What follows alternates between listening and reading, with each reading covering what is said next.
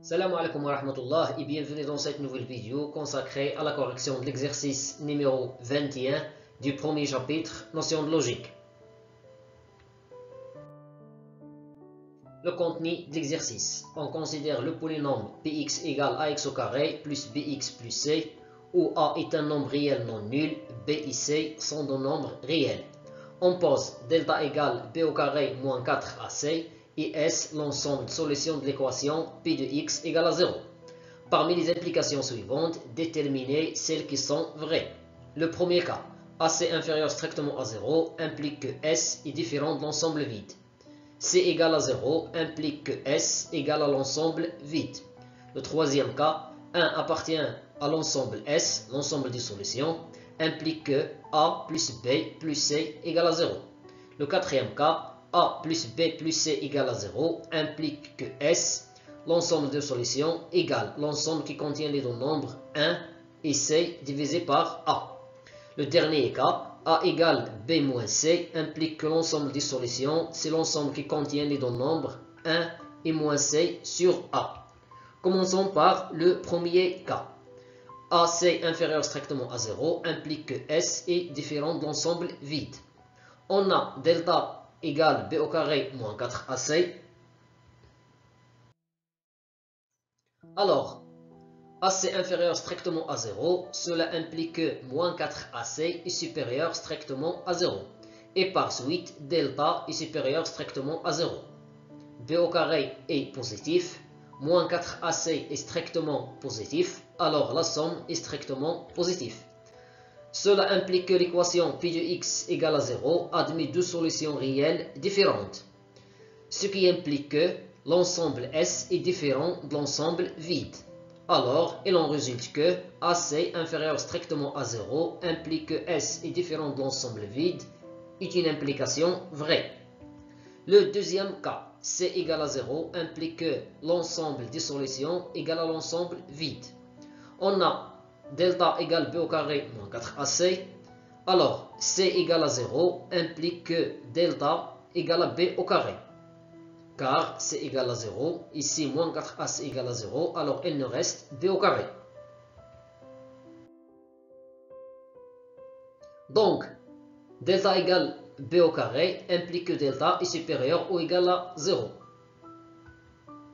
Ce qui implique que l'équation P de x égale à 0 admet au moins une solution réelle. C delta égale à 0, on a une solution. C delta est supérieur strictement à 0, on a deux solutions. Cela implique que l'ensemble S est différent de l'ensemble vide.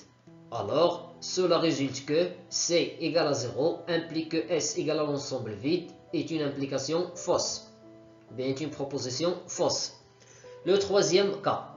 1 appartient à l'ensemble S, implique que A plus B plus C égale à 0. On a 1 appartient à l'ensemble S, cela implique que P de 1 égale à 0, avec P de x égale ax au carré plus bx plus c, d'après les données de l'exercice. Donc, on va remplacer x par 1, on obtient A fois 1 au carré plus B fois 1 plus C égale à 0, ce qui implique que A plus B plus C égale à 0. 1 au carré, c'est 1. 1 fois A, c'est A. 1 fois B, c'est B. Cela résulte que 1 appartient à S implique que A plus B plus C égale à 0 est une implication vraie. Le quatrième cas, A plus B plus C égale à 0 implique que l'ensemble S, c'est l'ensemble qui contient les deux nombres 1 et C divisé par A. On a A plus B plus C égale à 0 implique que B égale à moins A moins C. J'ai déplacé A et C vers le deuxième côté. Après, je remplace B par cette expression dans delta. J'obtiens delta égale moins A moins C tout au carré moins 4 AC. Moins A moins C tout au carré, c'est A plus C tout au carré. Car moins X tout au carré égale à X au carré. X un nombre réel. Ici, c'est l'identité remarquable. Après le développement, j'obtiens A au carré plus double AC plus C au carré, moins 4AC. 2AC moins 4AC, ça fait moins 2AC. Encore, j'ai une identité remarquable, c'est l'identité remarquable numéro 2. alors delta égale A moins C tout au carré. Donc delta est là deux cas, soit égal à 0 dans le cas où A égale à C, soit il est supérieur strictement à 0 dans le cas où A est différent de C. Le premier cas, c'est A égale à C, alors delta égale à 0. Donc cela signifie que l'équation P de x égale à 0 admet une solution double, puisque delta égale à 0.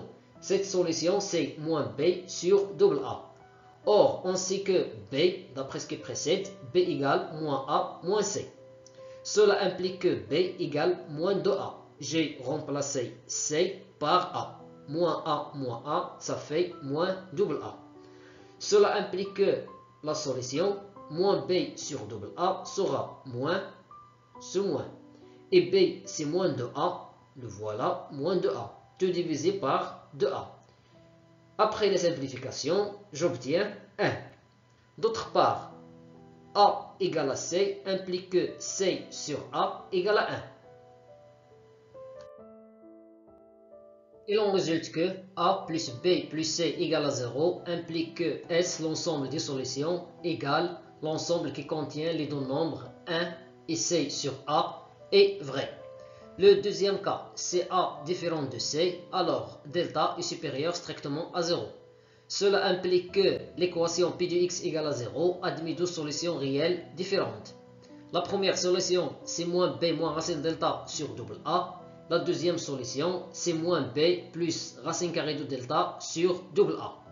Delta égale à A moins C tout au carré. Et on sait que la racine carrée de A moins C tout au carré égale la valeur absolue de A moins C. Même chose ici.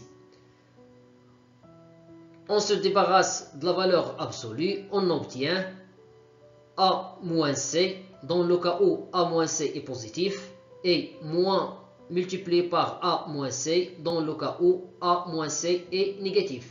Même chose dans la deuxième solution. Juste ici, j'ai plus. Après, on va simplifier.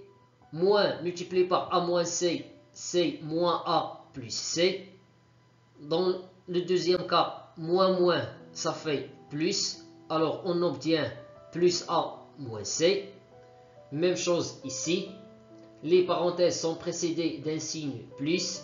Si je me débarrasse des parenthèses, rien ne change. Alors A moins C. Ici, plus moins devient moins. Alors, les parenthèses ici sont précédées d'un signe moins. Si j'élimine les parenthèses, je change le signe de chaque terme. Alors, moins A plus C. On sait que A plus B plus C égale à 0. Cela implique que moins B égale à A plus C. J'ai déplacé B vers le deuxième côté, devient moins B. Après, je remplace moins B par A plus C.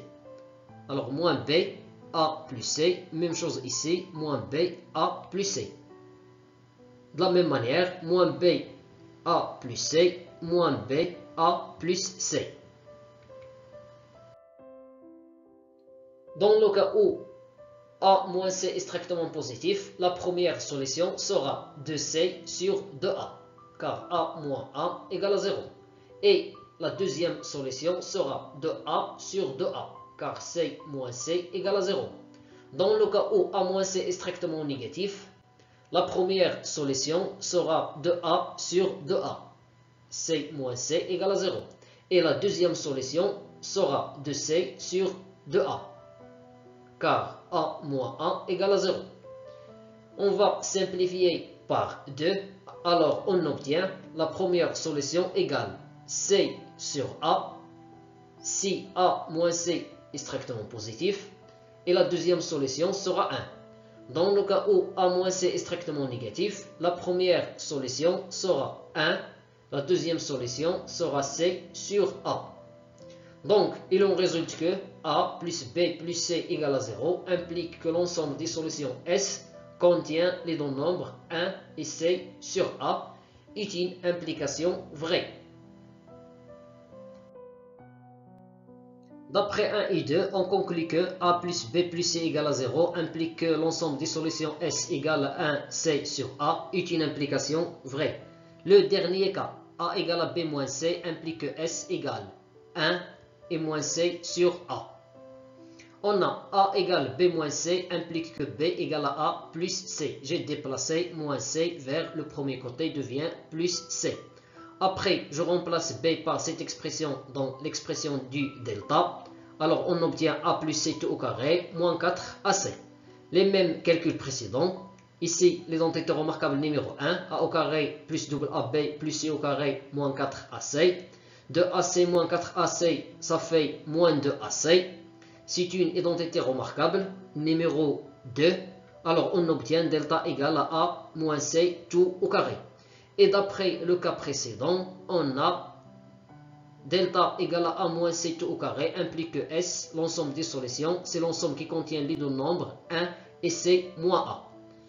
Ici, on a moins C sur A. Donc, on conclut que A égale B moins C, implique que S égale 1 moins C sur A est une proposition fausse, ou bien est une implication fausse, car ici on a C sur A. Finalement, mes chers élèves, je vous remercie pour votre attention et à la vidéo prochaine, Inch'Allah.